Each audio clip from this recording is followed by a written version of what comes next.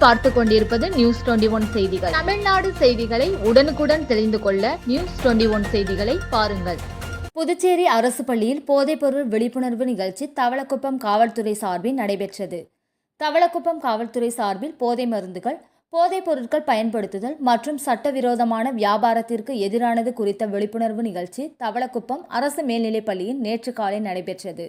இந்நிகழ்ச்சியில் காவல்துறை உதவி ஆய்வாளர் ஜெயகுருநாதன் தலைமை தாங்கி மாணவர்களிடையே போதைப் பொருட்கள் என்றால் என்ன, இதனை பயன்படுத்துவதால் ஏற்படும் தீமைகள் குறித்த விழிப்புணர்வு துண்டறிக்கைகளை மாணவர்களிடம் வழங்கி கருத்துரை வழங்கினார். சுமார் 100க்கும் மேற்பட்ட மாணவ மாணவிகள் போதைப் பொருட்களுக்கு எதிரான விழிப்புணர்வு பதாகைகளை கையில் ஏந்தி நிகழ்ச்சியில் கலந்து கொண்டனர்.